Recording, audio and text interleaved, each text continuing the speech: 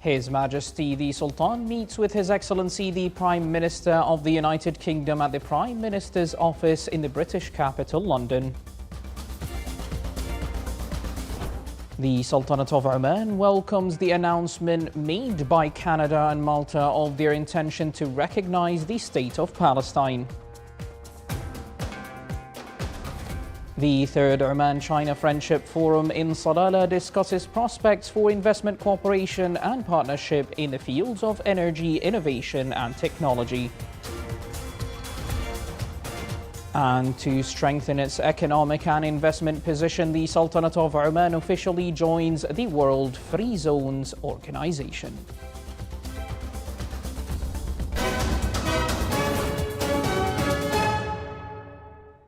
Welcome to our news centre. Those were the headlines, and now for the news in detail. His Majesty Sultan Haytham bin Tariq met with His Excellency Keir Starmer, Prime Minister of the United Kingdom, at the Prime Minister's office in the British capital, London. During the meeting, they reviewed aspects of existing cooperation between the two countries and emphasised their mutual commitment to strengthening the foundations of the strategic partnership and expanding its horizons in various economic, investment and trade sectors in a manner that achieves common interest and serves the aspirations of the peoples of both countries for further progress and prosperity. The meeting also addressed a number of regional and international issues, as His Majesty the Sultan welcomed the United Kingdom's intention to recognize a State of Palestine, reaffirming the Sultanate of Oman's steadfast support for every effort leading to a just and fair solution, as well as a comprehensive peace in accordance with international legitimacy and the two-state solution.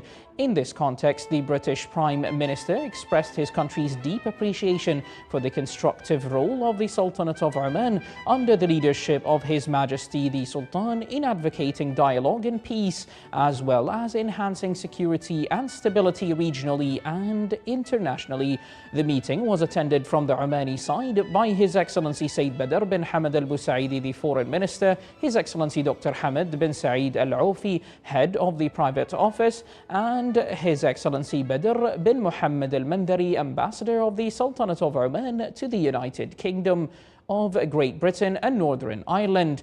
It was also attended from the British side by His Excellency Jonathan Powell, UK's National Security Advisor, and Her Excellency Dr. Leanne Saunders, Ambassador of the United Kingdom of Great Britain and Northern Ireland to the Sultanate of Oman. His Majesty Sultan Haytham bin Tariq sent a cable of greetings to His Excellency President Patrice Talon of the Republic of Benin on his country's National Day. His Majesty the Sultan also sent a cable of greetings to Her Excellency President Karen Keller-Sutter of the Swiss Confederation on her country's National Day.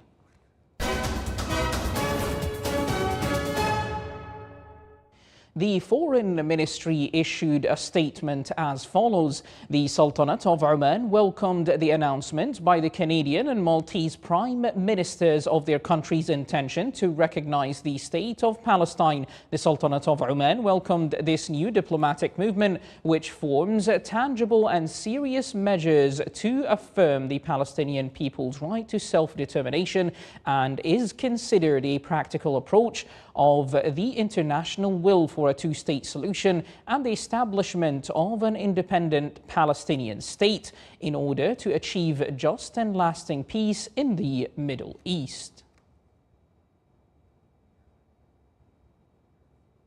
The third Oman-China Friendship Forum held in Salalah discussed prospects for investment cooperation and partnership in the fields of energy, innovation and technology.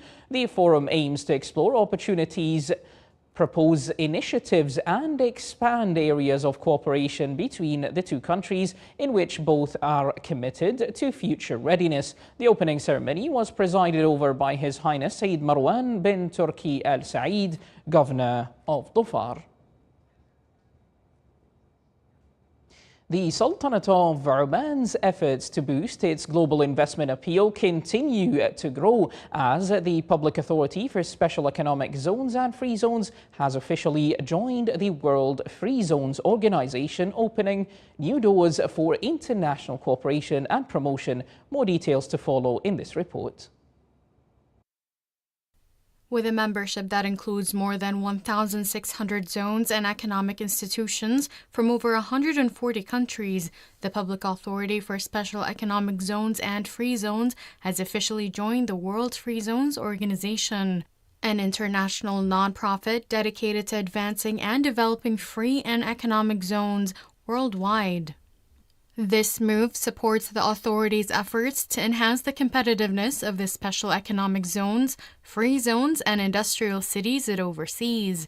It also opens new doors for global promotion, positioning Oman's zones as attractive, investment-ready destinations known for their flexibility, preparedness, and advanced infrastructure.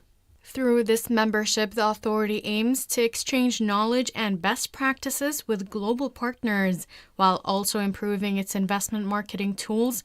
Currently, it supervises 23 special zones and industrial cities across the country, which have attracted a cumulative investment of around 21 billion Omani riyals by the end of last year.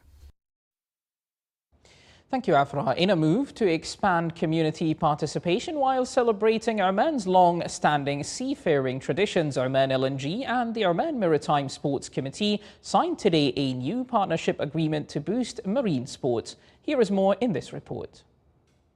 The traditional boat race in the Wilaya of Sur in the South Sharqiya Governorate remains one of the celebrated parts of the city's identity, symbolizing its deep-rooted ties to the Omani seafaring culture. Oman LNG Development Foundation and the Oman Maritime Sports Committee signed a memorandum of understanding aimed at supporting and developing marine sports and preserving Oman's maritime heritage. We are in Oman LNG since inception. We are sponsoring the national or the local boat race in Sur, which is one of the landmarks annually. People they are waiting and try to participate. We know also the value of these marine sports now in promoting the tourism and the economy in either locally or nationally.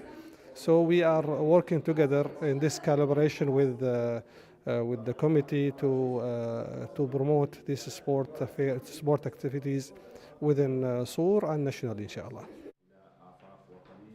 Under the MOU, both sides will collaborate on organizing and supporting marine sports activities, exchange expertise in event planning and volunteer coordination, and deliver training programs to nurture local talent. In Sur, they have a lot of people interested in the rowing, the traditional rowing races.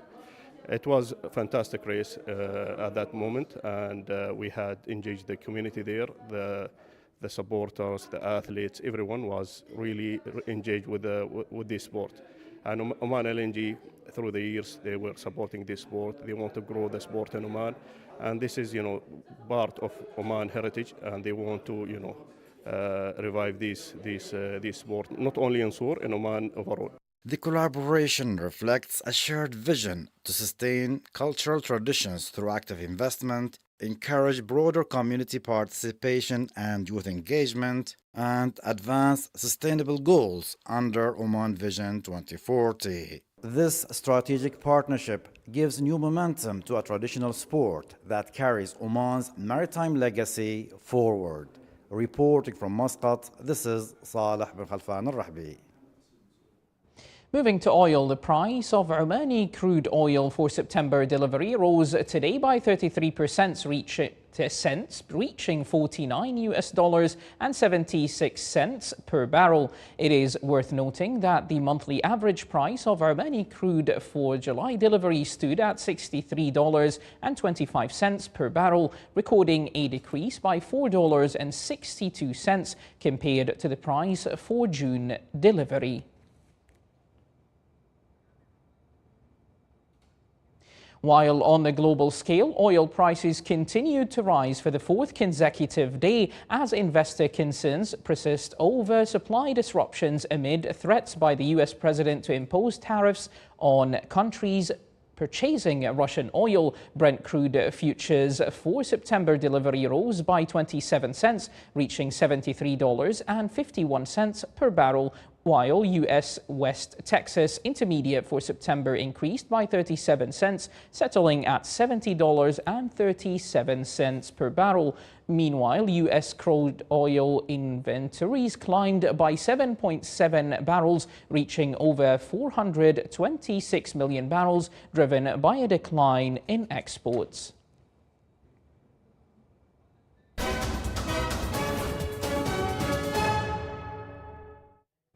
U.S. President Donald Trump said the U.S. would charge a 15% tariff on imports from South Korea, one of a number of such measures announced in the run-up to his August 1st deadline to impose such levies. He also signed an executive order imposing a 40% tariff on Brazilian exports, bringing the country's total tariffs amount to 50%, but with a number of notable exemptions. He has also threatened to impose a 25% tariff on goods imported from India starting August the 1st. Ukrainian emergency services have released drone footage showing widespread destruction in Kiev following a wave of Russian missile and drone attacks that struck the capital today. At last night, people were killed, including a 6-year-old boy. The images show rescue teams combing through the debris of a heavily damaged building, with thick smoke still rising from the scene as emergency crews continue their search efforts. Reuters verified the location and date of the footage using satellite imagery, visual landmarks, and on-ground footage, all consistent with official reports confirming the attacks carried out by Kiev. Russian Foreign Minister Sergei Lavrov met with his Syrian counterpart Asad al-Shaybani in Moscow today. At a press conference, Lavrov said that Moscow and Damascus agreed to make the inspection of all the agreements the countries had. Lavrov added that as he understood the minister al-Shaybani, they decided that this process has to be put on a regular basis. Also, Russian Foreign Minister noted that he hoped that Syrian President Ahmed al-Shara would attend a summit between Russia and Arab countries in Moscow next October. Syrian Foreign Minister Asad al-Shaybani said Damascus was keen to have Moscow's support in building a united Syria. Hundreds of firefighters and emergency military units UME struggled to put out wildfires raging in central Spain through the night into today in the largest wave of blazes in the Iberian Peninsula so far this year, after weeks of summer heat. In the western province of Cáceres, the fire has affected at least 2,500 hectares, prompting evacuations from homes scattered across the Camino Morisco area. In Spain's central province of Avila, shifting guests of wind hindered efforts by firefighters and a special military unit. It's noted that Portugal and Spain had the hottest June on record so far.